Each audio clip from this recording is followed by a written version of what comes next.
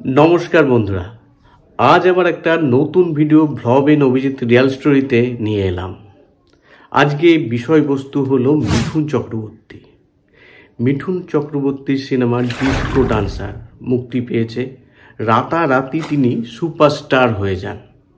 ठीक तार 10 बछर पर 90 दशकेर शुरूते एक सिनेमा रिलीज करे। सेई सिनेमाते मिठुन चक्रवर्तीर जे रोलटा छिलो सेटाके केटे केटे छोटो करे देওয়া হয়। सह अभिनेतार अभियोगे सेटा करेन परिचालक एवं निर्माता दुजोना मिले। सेई सिनेमाटा कि छिलो, केन सह अभिनेता भय पेयेछिलेन सेटाई आजके एई भिडियोते बोलबो। तो चलुन शुरू करी आजकेर भिडियोटा।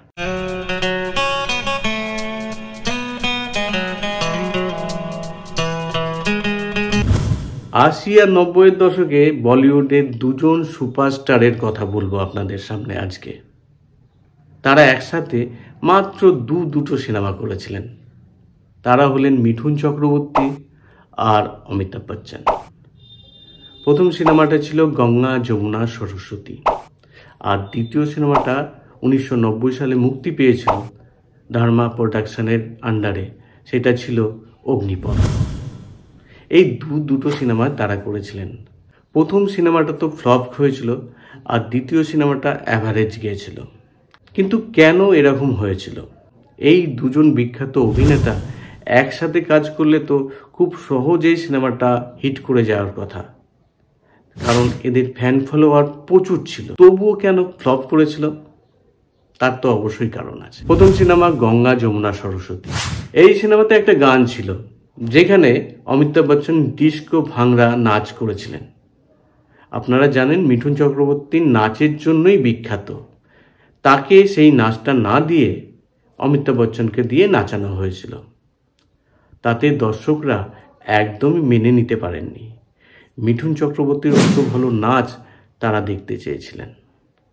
আরও অনেক কিছু কারণের জন্য সিনেমাটা কিন্তু ফ্লপ হয়, কারণ মিঠুন চক্রবর্তীকে এই সিনেমাতে একদমই কোণঠাসা করে দেওয়া হয়েছিল। রোলটা এতটাই ছোট করে দেওয়া হয়েছিল। পরবর্তী সিনেমার কথা বলি অগ্নিপথ। এই সিনেমাটার ক্ষেত্রেও কিন্তু তাই হয়েছিল। মিঠুন চক্রবর্তীর সঙ্গে প্রথমে অমিতাভ বচ্চন অভিনয় করতে চাননি। তিনি আশঙ্কা করছিলেন মিঠুন চক্রবর্তী যদি অভিনয় করেন তাহলে তার গুরুত্বটা কমে যাবে। কিন্তু মুকুল এস আনন্দ, যিনি এই সিনেমার পরিচালক ছিলেন, তিনি মিঠুন চক্রবর্তীকে একটা বিশেষ রোলে কিন্তু নিতে চেয়েছিলেন। সাইড রোল ছিল, তবু ওই রোলটা মিঠুন চক্রবর্তী যে করতে পারবেন সেটা তিনি ভালোভাবে বুঝতে পেরেছিলেন। শেষ পর্যন্ত মিঠুন চক্রবর্তীর সঙ্গে অমিতাভ বচ্চন অভিনয় করেছিলেন। সিনেমাটা যখন কমপ্লিট হয়ে যায়, তারপর মিঠুন চক্রবর্তীর সিনগুলো যখন অমিতাভ বচ্চন দেখেন, তখন দেখেন যে অমিতাভ বচ্চনের রোল আর মিঠুন চক্রবর্তীর রোল মোটামুটি কাছাকাছি হয়ে গেছে। মানে হিরো হিসাবেই মিঠুন চক্রবর্তীকে দেখা হচ্ছে। অমিতাভ বচ্চন জানতেন প্রডিউসার আর ডাইরেক্টরকে নিয়ে যদি মিঠুন চক্রবর্তীর সিনগুলো কাটা হয় সিনেমার প্রয়োজনে, তাহলে অমিতাভ বচ্চনের কোনো দোষই হবে না। সিনেমাটা যখন মুক্তি পায়, মিঠুন চক্রবর্তী দেখেন তার সিনগুলো এক এক করে কেটে দেওয়া হয়েছে। তিনি পরে জানতে পারেন এই কাজটা অমিতাভ বচ্চন করেছেন। কখনোই তিনি সংবাদ মাধ্যমের সামনে এই কথা জানাননি এবং অমিতাভ বচ্চনকেও খারাপ ব্যবহার করেননি। তবুও 36তম ফিল্মফেয়ার অ্যাওয়ার্ডে সহ অভিনেতা হিসাবে মিঠুন চক্রবর্তী এই সিনেমার জন্য পুরস্কার পেয়েছিলেন। ওই ছোট রোলেও মিঠুন চক্রবর্তী যেভাবে অভিনয় করেছিলেন তাতে পুরস্কার দিতে বাধ্য হয়েছিল ফিল্মফেয়ার কমিটি। আজকের এই ঘটনাটা আপনাদের কেমন লাগলো অবশ্যই জানাবেন। অমিতাভ বচ্চনের কি উচিত হয়েছিল মিঠুন চক্রবর্তীর এইসব সিনগুলো কেটে দেওয়া?